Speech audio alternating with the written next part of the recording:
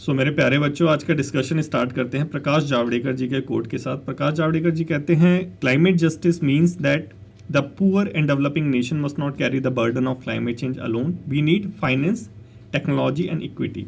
तो देखो मेरे प्यारे बच्चों, प्रकाश जावड़ेकर जी का यहाँ पे मतलब है किससे? क्लाइमेट जस्टिस से। ये प्रकाश जावड़ेकर जी बोलना चाहते हैं कि जो रिस्पॉन्सिबिलिटी है क्लाइमेट चेंज की, वो फेयर और इक्विटेबल होनी चाहिए। कैसे? मतलब कि जितनी भी कंट्रीज़ हैं, ठीक है, कंट्रीज़ जैसे डेवलप्ड कंट्री हो गई, डेवलप कंट्री और डेवलपिंग कंट्री हो गई, ठीक है, इंडिया हो गई, और जो पुअर नेशंस हो गए, ठीक है। तो अगर देखा जाए तो दोनों की जो कैपेसिटी है वो अलग अलग है। डेवलप्ड नेशन की कैपेसिटी ज़्यादा है, डेवलपिंग और पुअर की कम है। लेकिन क्लाइमेट में देखा जाए तो कंट्रीब्यूशन डेवलप्ड नेशन का ज़्यादा है, क्योंकि इनके यहाँ पे हिस्टोरिकली इंडस्ट्रियल रेवोल्यूशन पहले आया था। इन्होंने क्लाइमेट चेंज के अंदर ग्रीन हाउस गैस का इनका जो कंट्रीब्यूशन है वो ज़्यादा है, इन्होंने ज़्यादा कंट्रीब्यूशन करा है हिस्टोरिकली देखा जाए तो, कंपैरेटिवली डेवलपिंग और पुअर नेशन। लेकिन जो बर्डन होता है क्लाइमेट चेंज का, वो भुगत कौन रहा है? वो भुगत रही है डेवलपिंग और पुअर नेशन। एग्जाम्पल के लिए आप इंडोनेशिया देख सकते हैं, ठीक है, इंडोनेशिया के आइलैंड्स वगैरह डूब रहे हैं, तो इंडोनेशिया का कंट्रीब्यूशन लेकिन क्लाइमेट चेंज में निग्लिजिबल है। लेकिन देखा जाए तो जिसने करा है उसको इसका खामियाजा भुगतना नहीं पड़ रहा। तो इसी के लिए एक वर्ड आया है, कॉन्सेप्ट आया है, क्या? क्लाइमेट जस्टिस, कि जिन्होंने इसमें कंट्रीब्यूट ज़्यादा करा है उनकी ज़्यादा रिस्पॉन्सिबिलिटी बनती है कि जिन पे इफेक्ट हो रहा है, लेट्स से डेवलपिंग कंट्रीज़ को ये टेक्नोलॉजी प्रोवाइड कराए, फाइनेंस प्रोवाइड कराए, ताकि क्लाइमेट चेंज से हम निपट सके। और इसी को क्लाइमेट जस्टिस कहते हैं, कि जिसकी जितनी रिस्पॉन्सिबिलिटी है उसको उस हिसाब से कंट्रीब्यूशन करना चाहिए क्लाइमेट चेंज को मिटिगेट करने के लिए, कम करने के लिए। और यही प्रकाश जावड़ेकर जी का कहना है। इसे इक्विटी कहते हैं, इसी को क्लाइमेट जस्टिस कहते हैं। तो आई होप आपको कोट का मतलब समझ आ गया होगा। और ये जो कोट है बहुत ज़्यादा रिलेवेंट है आज की हमारी एडिटोरियल डिस्कशन से। साउथ साउथ कोऑपरेशन, बेसिकली इसके अंदर क्या बता रखा है? वैसे क्लाइमेट चेंज से रिलेटेड काफ़ी सारे जो एडिटोरियल है वो हम डिस्कस कर चुके हैं, लेकिन इसके अंदर एक इंडिया का एंगल दे रखा है और वो पहले हमने डिस्कस नहीं करा है, ऐसे टाइप का एंगल। तो थोड़ा सा इंटरेस्टिंग है, थोड़ा सा इंपॉर्टेंट भी है हमारे एग्ज़ाम के लिए, क्योंकि CAPF एग्ज़ाम में ऐसे टॉपिक पूछ ही रहे हैं। 2024 का पेपर देखोगे आप तो आपको समझ आ जाएगा। तो थोड़ा सा हमें नॉलेज होनी चाहिए इन सब चीज़ों के बारे में। तो इसको थोड़ा सा हम देखेंगे CAPF के एंगल से, काफ़ी इंपॉर्टेंट है। तो अपना डिस्कशन स्टार्ट करते हैं ज़्यादा देरी ना करते हुए, अपने उद्देश्य के साथ नॉलेज पूल को बढ़ाना। ठीक है, हमारा उद्देश्य क्या है? अपने नॉलेज पूल को बढ़ाना, डिफरेंट डायमेंशंस को समझना। जितना समझ आएगा उतना ही अच्छे से हम अपनी ऐसे राइटिंग को लिख पाएंगे और आर्ग्यूमेंट राइटिंग दोनों को। ठीक है, तो अपना डिस्कशन स्टार्ट करते हैं। तो देखो मेरे प्यारे बच्चों, COP29 हुआ था। ठीक है, COP29 हम ऑलरेडी डिस्कस कर चुके हैं प्रीवियस डेली डिस्पैच के अंदर, कि अज़रबैजान के बाकू शहर में COP29 हुआ था। और इस COP29 को हम क्लाइमेट फाइनेंस कॉप के नाम से भी जानते हैं। क्यों जानते हैं? क्योंकि इसके अंदर एक मैकेनिज्म आना था जिसका नाम था NCQG। ठीक है, NCQG stands for new collective qualified goal. ठीक है, न्यू कलेक्टिव क्वालिफाइड गोल। इसके अंदर बेसिकली जो हमारे क्लाइमेट से रिलेटेड जो फंड हम डिमांड कर रहे हैं डेवलप्ड कंट्री से, जैसे कि 100 बिलियन पर ईयर की डिमांड कर रखे थे जो 2009 में सेट करा था, उसको बढ़ाने की डिमांड थी बेसिकली। इसमें जो है उसको बढ़ाएंगे हम NCQG को। ठीक है, तो लेकिन ऐसा कुछ हो नहीं पाया। COP29 जो है सक्सेसफुल नहीं रहा, NCQG आ नहीं पाया। रीज़न सिंपल हमने ऑलरेडी देख लिया था कि जो है हमारे ट्रंप जी है वो आ गए थे, और ट्रंप जी के आने के बाद तो हम इससे निकलेंगे, उससे निकलेंगे, ये सारी चीज़ होती रहती है, सैंक्शन वगैरह। तो क्लाइमेट चेंज का जो मुद्दा है थोड़ा सा दब जाता है। ठीक है, USA क्योंकि पावरफुल नेशन है, वहाँ पे ट्रंप आ गए, तो ये जो NCQG मैकेनिज्म आने वाला था, जिसकी वजह से क्लाइमेट फाइनेंस कॉप कह रहे थे हमारे इस अजरबैजान के बाकू को, वो आ नहीं पाया। ठीक है, तो यही चीज़ यहाँ पे बता रखी है। इसको इसलिए फोकस यही था, डेवलप्ड कंट्री से डेवलपिंग कंट्री में मनी और टेक्नोलॉजी लेके आना, और हमारा यही एम है। अगर मनी और टेक्नोलॉजी आ जाएगी तो क्लाइमेट चेंज से इक्विटेबली हम निपट सकते हैं। ठीक है, वही इक्विटी है, वही क्लाइमेट जस्टिस है। और यही सेम चीज़ है पेरिस एग्रीमेंट के आर्टिकल 6 के अंदर भी बोली गई थी कि हमें एमिशन को रिड्यूस करना है। कैसे? कॉपरेशन से। डेवलप्ड और डेवलपिंग नेशन को कॉपरेशन से रिड्यूस करना है। तो कुल मिला के देखा जाए तो COP29 हो गया, हमारा जो पेरिस एग्रीमेंट हो गया, दोनों का यही टारगेट है कि हमें क्लाइमेट चेंज से निपटना है। कैसे निपटना है? कॉपरेशन। और ये कॉपरेशन क्या चीज़ है? ये कॉपरेशन है हमारा मनी और टेक्नोलॉजी, ठीक है। अगर डेवलप्ड कंट्री डेवलपिंग कंट्री के साथ कॉपरेट करेगी, उसे मनी प्रोवाइड कराएगी और टेक्नोलॉजी प्रोवाइड कराएगी, तो क्लाइमेट चेंज से हम निपट सकते हैं, यही यहाँ पे बोल रखा है, ठीक है। तो आगे देखते हैं इसको कि कैसे कॉपरेशन होगा, क्या क्या मैकेनिज्म है, सारी चीज़ें। लेकिन इससे पहले कुछ बेसिक समझ लेते हैं, ठीक है। कुछ बेसिक समझ लेंगे तो आगे का जो एडिटोरियल है अच्छे से समझ आएगा। देखो ये बात है कुछ क्योटो प्रोटोकॉल की, 1995 कुछ ऐसा ही कुछ टाइम था 1995 का।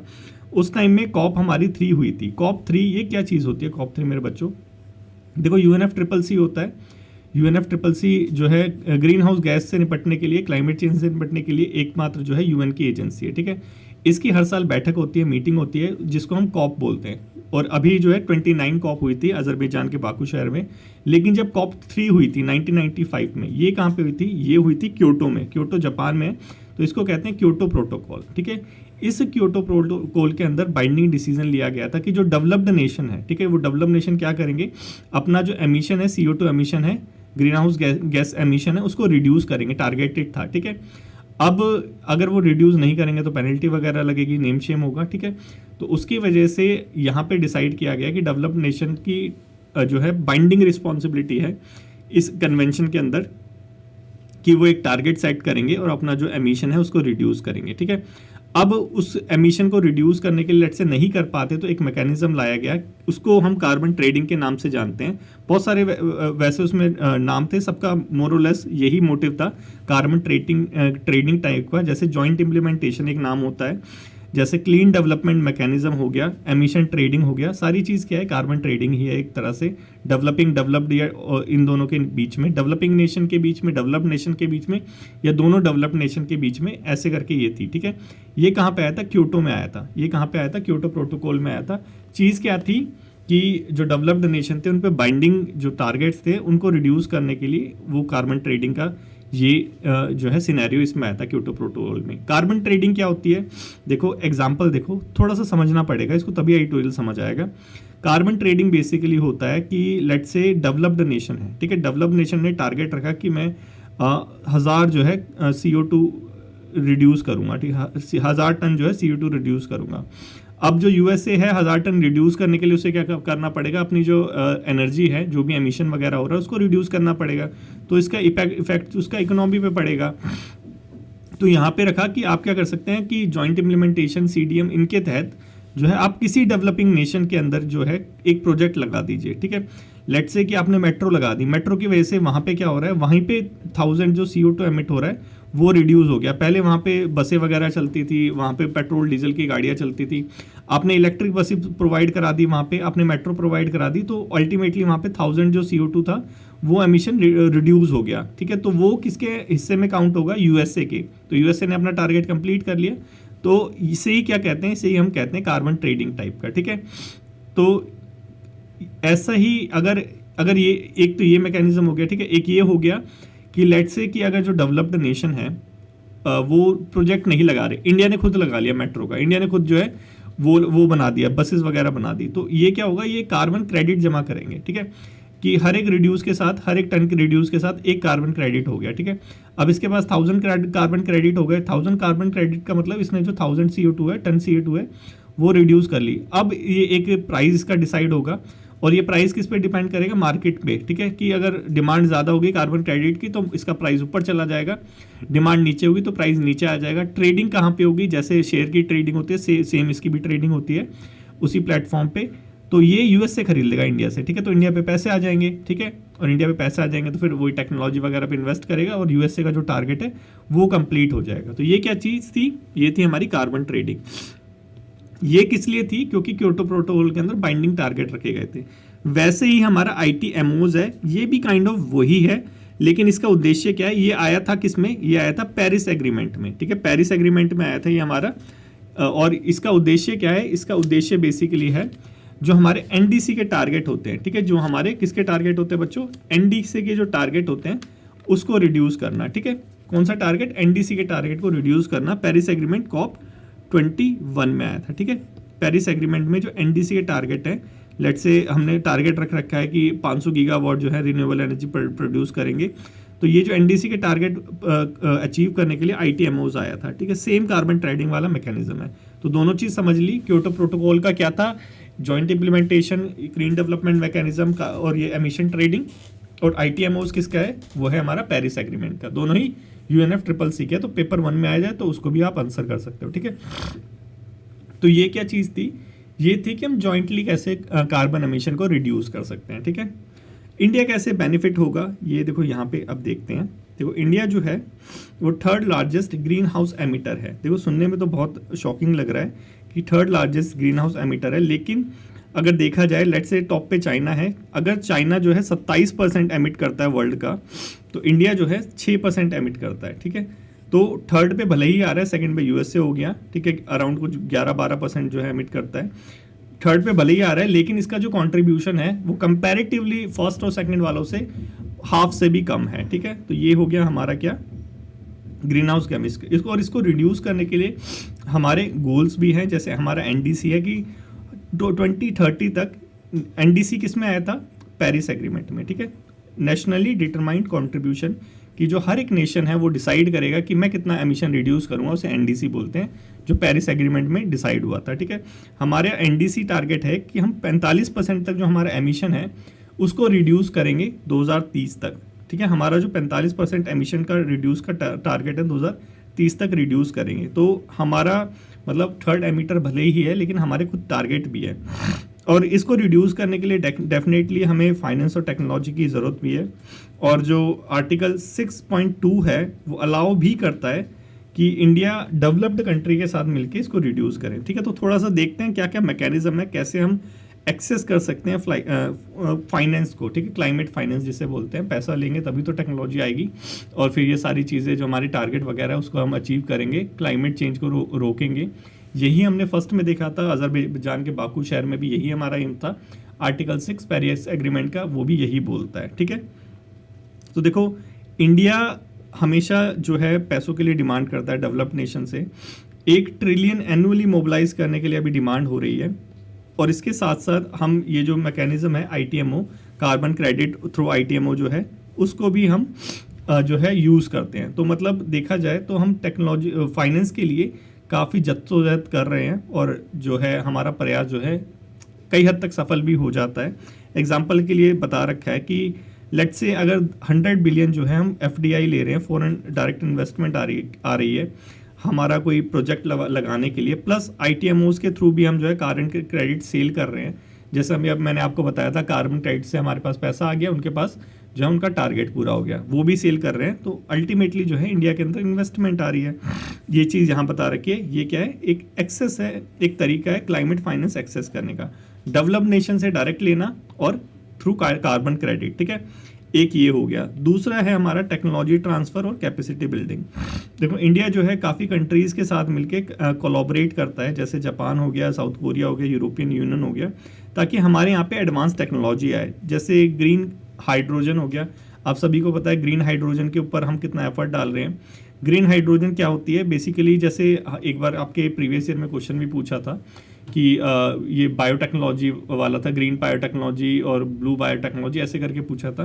तो देखो ग्रीन हाइड्रोजन ये डिस्कस कर चुके हैं ऑलरेडी डेली डिस्पैच के अंदर हम। ग्रीन हाइड्रोजन क्या होता है, जो रिन्यूएबल एनर्जी से हाइड्रोजन बनाई जाती है उसे कहते हैं ग्रीन हाइड्रोजन, ठीक है। बेसिकली पानी में से H2O होता है ना, वहाँ पे H के 2 होते हैं, हाइड्रोजन के 2 मॉलिक्यूल्स होते हैं, ऑक्सीजन का 1 होता है, तो ऑक्सीजन को साइड निकाल के ये हाइड्रोजन निकाल लेते हैं, ठीक है। और ये जो है हाइड्रोजन रिएक्टिव मतलब कि फ्यूल है एक तरह का, इससे हाइड्रोजन निर्मित जो है बसें भी आ रही हैं। तो ग्रीन हाइड्रोजन हो गया, कार्बन कैप्चर हो गया, ये सारी चीज़ें हम टेक्नोलॉजी ले रहे हैं, ठीक है।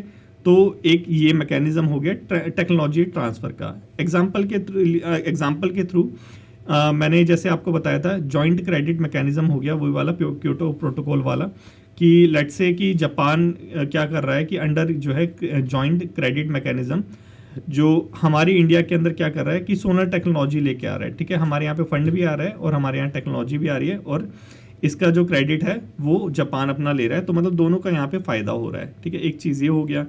उसके साथ एक और मैकेनिज्म है साउथ साउथ कॉरपोरेशन, ठीक है। ये समझ आ रहा होगा आई होप आपको। साउथ साउथ कॉरपोरेशन क्या है, इसके अंदर इंडिया जो है वो कहाँ फोकस करेगा, वो फोकस करेगा जो और डेवलपिंग नेशंस है उनके बीच में, ठीक है। साउथ साउथ कॉरपोरेशन किसके बीच में, डेवलपिंग नेशंस के बीच में है, ठीक है। एग्जाम्पल के थ्रू और ज़्यादा से अच्छे समझ आएगा। देखो जैसे इंडिया जो है अफ्रीकन कंट्रीज़ को सपोर्ट करेगा, ठीक है, अफ्रीकन कंट्रीज़ को सपोर्ट करेगा, वहाँ पे प्रोजेक्ट वगैरह लगाएगा, उससे फिर जो ITMOs डेवलप होंगे, कार्बन क्रेडिट बेसिकली, इंडिया फिर उससे बेनिफिट लेगा, ठीक है। वही सेम चीज़ है कि हमें कार्बन क्रेडिट जमा करने हैं, फिर उसको डेवलप्ड नेशन को बेचेंगे जिसका टारगेट पूरा नहीं हो रहा। ITMOs पेरिस एग्रीमेंट के टारगेट को पूरा करने के लिए, वो वाला क्योटो प्रोटोकॉल के टारगेट को पूरा करने के लिए, तो जिसका टारगेट पूरा नहीं हो रहा उसको हम बेचेंगे और हमारे यहाँ पे फिर पैसे आएंगे। वही यहाँ पे चीज़ बता रखी है। तो ये कुछ तरीके हैं क्या टेक्नोलॉजी लेके आने के, जैसे हमारा जॉइंट क्रेडिट मैकेनिज्म हो गया और अपने यहाँ पे फंड लेके आने का, तो ये यहाँ पे बता रखा है, ठीक है। और इंडिया ऐसा नहीं है कि जो अदर डेवलपिंग कंट्रीज़ के साथ, जैसे हमने अफ्रीका के साथ ऐसे कर रहा है, साउथ साउथ कोऑपरेशन कर रहा है, इंडिया के भी कुछ डोमेस्टिक एफर्ट है। जैसे हमारे यहाँ पे खुद मैकेनिज्म है, कार्बन ट्रेडिंग सिस्टम हमारे यहाँ इंडिया के अंदर खुद हमारा देसी है ये वाला। तो इसके अंदर बेसिकली हम क्या कर रहे हैं, हम भी यहाँ पे सर्टिफिकेट जमा कर रहे हैं, कार्बन क्रेडिट काइंड ऑफ जमा कर रहे हैं।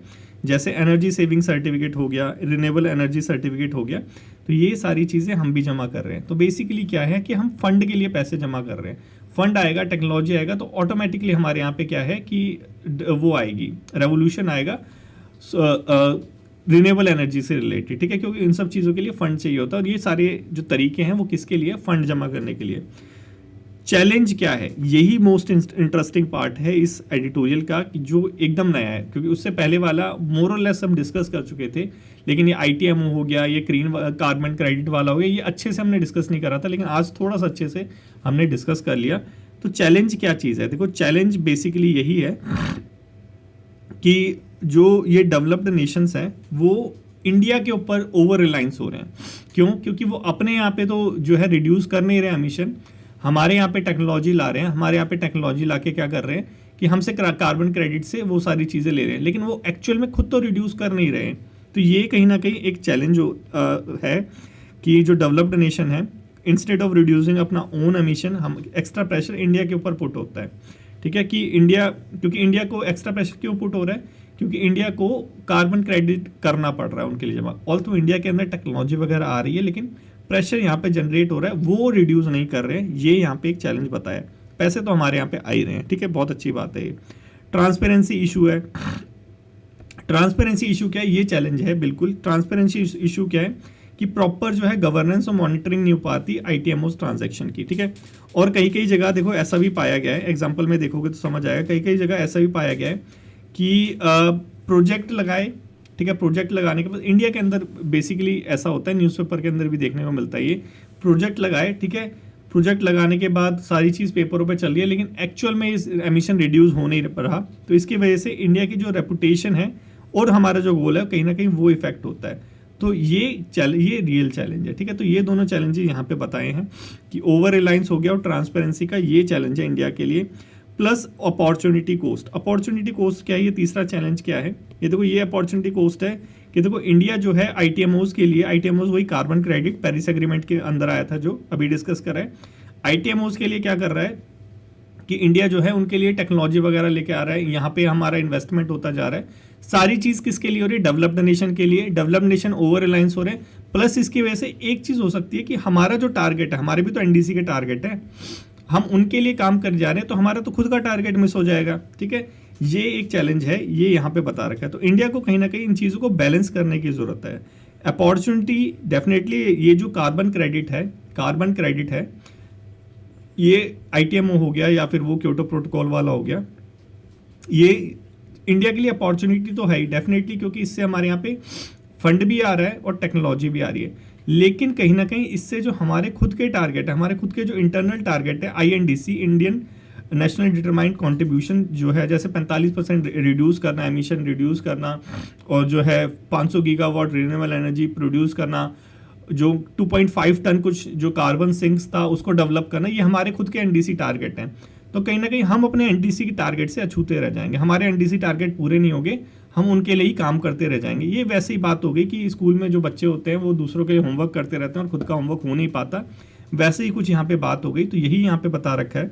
आई होप आपको अच्छे से समझ आ गया होगा इस एडिटोरियल का मतलब क्या था, कि भले ही मैकेनिज्म प्रोवाइड करा, बेसिकली यही मतलब था कि भले ही जो मैकेनिज्म है वो प्रोवाइड करा रखे हैं, लेकिन फिर भी हमें क्या करना चाहिए, हमें अपने टारगेट्स पे भी ध्यान देना चाहिए, हमें सोलली उन लोगों के लिए काम नहीं करना चाहिए, यही यहाँ पे बता रखा है। तो आई होप आपको अच्छे से समझ आया होगा मेरे प्यारे बच्चों। अब पेपर 2 के लिए टारगेट है आपके लिए, ऐसे राइटिंग का टॉपिक है, इसको लिखने का ट्राई करो और देखो कि आप लिख पा रहे हो या नहीं लिख पा रहे।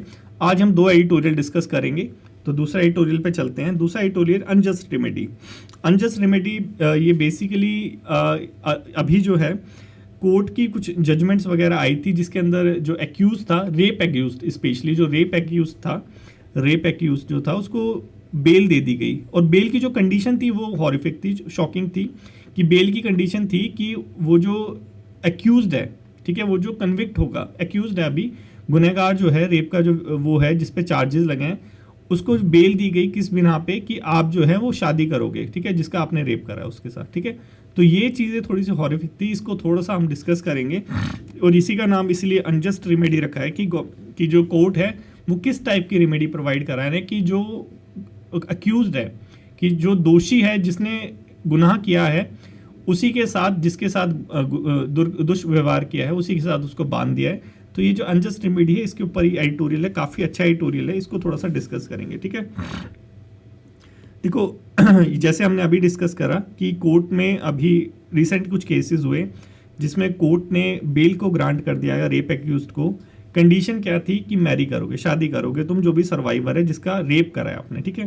केसेस के नाम थे जैसे Atul Gautam versus state of Uttar Pradesh 2025, bell grant कर दी इफ मैरिड, कि शादी करोगे वुमेन से तो हम आपको बेल दे देंगे उसके बिना पे, और 5 लाख रुपए डिपॉजिट कर दो उसके वेलफेयर के लिए। तो देखो ये चीज़ एक केस में हुई, अतुल गौतम के केस में ऐसा नहीं एक ही बार हुई, दूसरी बार पहले भी हुई थी।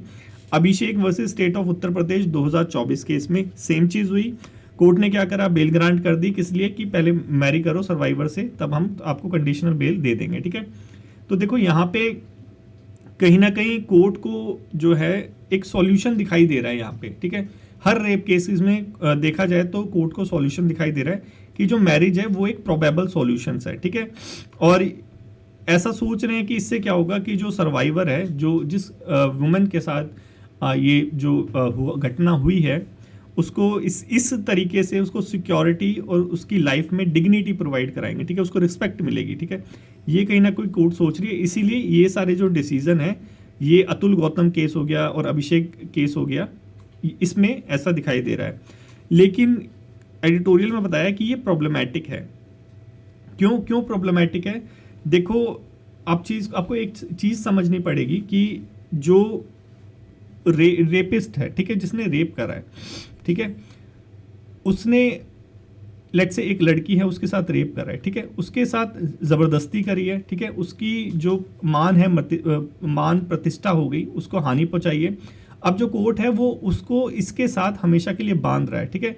तो कोर्ट ने एक तरह से तो इसको लाइसेंस दे दिया कि तुम फुल लाइफ इसके साथ जो है अत्याचार कर सकते हो। यही तो बात हुई कि एक बार तुमने तो जबरन कर लिया, अब तुम क्या कर सकते हो, फुल लाइफ इसके साथ जो चाहे करो, क्योंकि अब उसके साथ वो एक तरह से उस पर डिपेंडेंट हो गई है। ये जो सर्वाइवर है एक तरह से उस पर डिपेंडेंट हो गई है।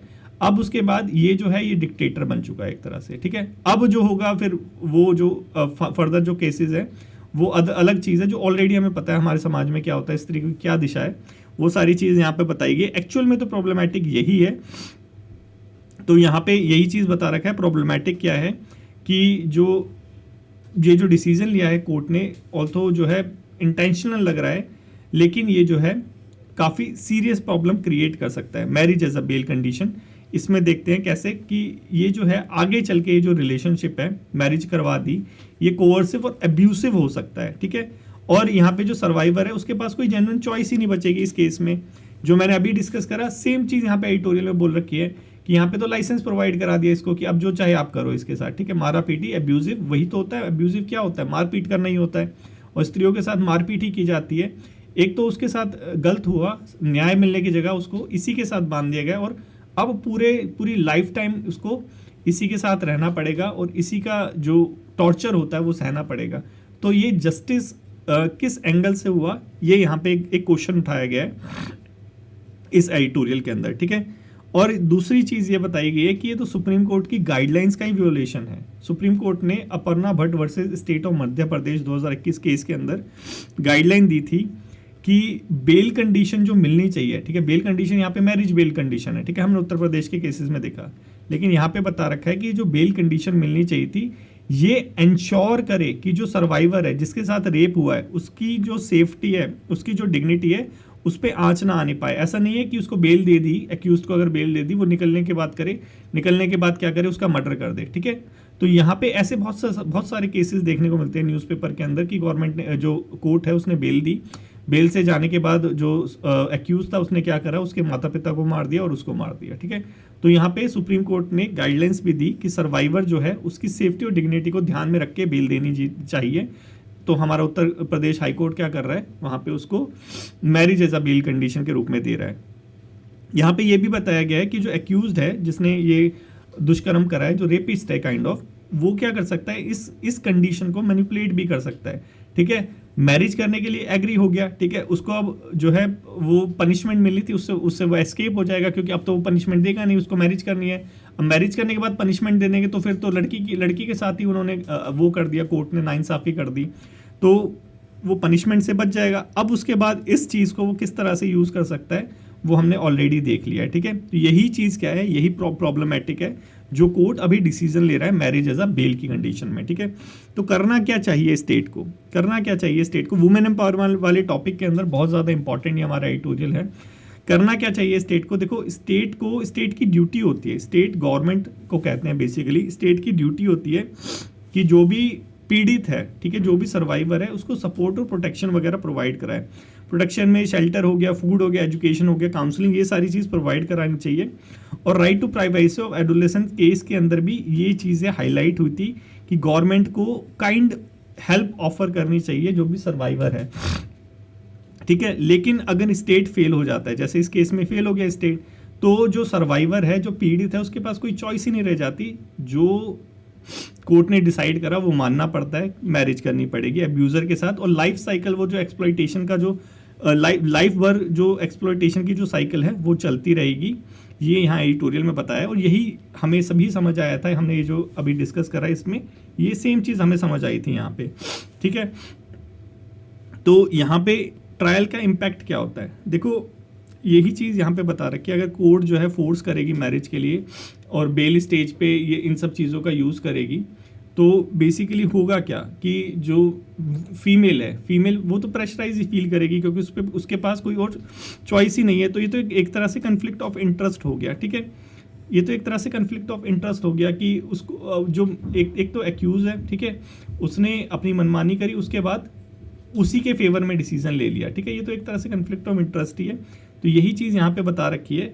और उसके बाद जो है जो कोर्ट है वो भी फ्रीली जो है डिसाइड नहीं कर पाएगा। क्यों नहीं डिसाइड कर पाएगा, क्योंकि कोर्ट ने ही बेल के लिए कंडीशन क्या दिया है, मैरिज दिया है, ठीक है। अब देखो उसने एक लॉ तो तोड़ा है, ठीक है, किसी की डिग्निटी को तो तोड़ा है, ठीक है, किसी के जो जिसका सम्मान होता है उसको तो तोड़ा है, किसी की इच्छा के विरुद्ध उसने कुछ करा है, ठीक है। उसको एज पर लॉ तो एक जो है पनिशमेंट मिलनी चाहिए प्रॉपर, लेकिन गवर्नमेंट जो हमारा कोर्ट है उसने क्या करा, उसने मैरिज को ही बेल कंडीशन दे दिया कि उसको मैरिज करनी पड़ेगी। अब उसने मैरिज भी मैनिपुलेटिव वे में हाँ भर दी, तो जब कोर्ट है उसको तो सज़ा दे ही नहीं पाएगा, ठीक है। तो यही चीज़ है कि जो वर्डिक्ट होगी वो भी इन्फ्लुएंस होगी, ठीक है। क्योंकि अगर इसको सज़ा दे दी, जो एक्यूज़र है जिसने रेप करा है उसको सज़ा दे दी, तो एक तरह से यही समझा जाएगा कि जिसके साथ वो शादी करेगी, जो सर्वाइवर है, उसको सज़ा मिल रही है। तो यही चीज़ है कि जो वर्डिक्ट है वो भी कहीं ना कहीं इन्फ्लुएंस होती है। तो ऐसी कंडीशन में करना क्या चाहिए, देखो मैरिज जो है वो सॉल्यूशन नहीं हो सकता, मैरिज जो है ऐसे केसेस में सॉल्यूशन नहीं हो सकता। कोर्ट को ये समझना पड़ेगा और इसमें जो हमारा स्टेट है, हमारी जो गवर्नमेंट है, उसको आगे आना पड़ेगा, बेटर सपोर्ट प्रोवाइड कराना पड़ेगा सर्वाइवर को, ठीक है। अगर ऐसा होगा तभी जो सर्वाइवर की डिग्निटी है और ऑटोनॉमी है, जो कोर्ट ने भी बोला था कि उसको सबसे पहले प्रोटेक्ट करना है, वो बच पाएगी। तो आई होप आपको अच्छे समझ आ गया होगा कि मेन इशू क्या था। अगर कोर्ट जो है marriage as a bail condition दे देता है, ठीक है, इसमें बेसिकली जो है जो हमारे जिसे कहते हैं ना मिसकैरेज ऑफ जस्टिस, ये एक तरह से वही है मिसकैरेज ऑफ जस्टिस। तो आई होप आपको अच्छे से समझ आ गया होगा। और आया हो तो मेरे प्यारे बच्चों इस क्वेश्चन को भी आप अटेम्प्ट करने की कोशिश कर सकते हो। आज थोड़ी सी तबीयत ख़राब थी इसलिए थोड़ा सा लेट हो गया, नहीं तो मैं जल्दी ही कर देता हूँ और अच्छे से आज कवर भी नहीं कर पाया, लेकिन मिस नहीं करा, ये सबसे ज़्यादा इंपॉर्टेंट बात है। देखो अगर डेवलपमेंट और एनवायरनमेंट से रिलेटेड कुछ टॉपिक आ जाता है कि let's say environment versus development हो गया, ऐसे आ जाता है या हमारी आर्गुमेंट राइटिंग आ जाती है, तो देखो ये न्यूज़ आई थी, इस न्यूज़ का हम अच्छे से यूज़ कर सकते हैं, इसको हम एज अ इंट्रो भी यूज़ कर सकते हैं, ठीक है, इसको इंट्रो भी यूज़ कर सकते हैं अगर ऐसे आ जाता है, और एज एग्जाम्पल भी यूज़ कर सकते हैं अगर ऐसे के बीच में यूज़ करना चाहो या जो आर्गुमेंट राइटिंग है उसमें यूज़ करना चाहो। तो आई होप ये तो अच्छे से समझ आ गया होगा। चलो नेक्स्ट चलते हैं अपने प्रीवियस ईयर के क्वेश्चन, प्रीवियस ईयर मतलब जो कल के क्वेश्चन थे उसके ऊपर। 11 तारीख का, ठीक है, 11 फरवरी का। देखो हमने, हाँ ये तो था ना, ये फूड सिक्योरिटी एक्ट से रिलेटेड हमने डिस्कस करा था। देखो इसके अंदर मैंने बोला था कि थोड़ा सा ये अंडरस्टैंडिंग बेसिस को समझने की कोशिश करनी पड़ेगी। देखो ऑब्जेक्टिव क्या था इसका, नेशनल फूड सिक्योरिटी एक्ट का, फूड और न्यूट्रिशनल सिक्योरिटी प्रोवाइड कराना, बेसिकली यही तो था, हमने यही तो पढ़ा था। उसके बाद हमने देखा था अंत्योदय योजना वाला, ठीक है, अंत्योदय योजना इसका वन ऑफ द कंपोनेंट था, और एक और कंपोनेंट था, कमेंट बॉक्स में कमेंट करके बताओ क्या था। और ये जो सब्सिडाइज जो फूड था दोनों को प्रोवाइड करा रहा था, रूरल और अर्बन को, तो ये भी सही है। अल्टीमेटली डी हो गया, लेकिन डी को भी हम देख लेते हैं, ठीक है। ये कॉन्सेप्ट है इक्वालिटी का और यूनिवर्सल डिस्ट्रीब्यूशन का। देखो यूनिवर्सल डिस्ट्रीब्यूशन का कॉन्सेप्ट नहीं है, ठीक है, क्यों? क्योंकि 100% पॉपुलेशन को थोड़ा ना प्रोवाइड करा रहे हैं हम तो यहाँ पे रूरल में 75% था, अर्बन में शायद 50% था, ऐसे कुछ था।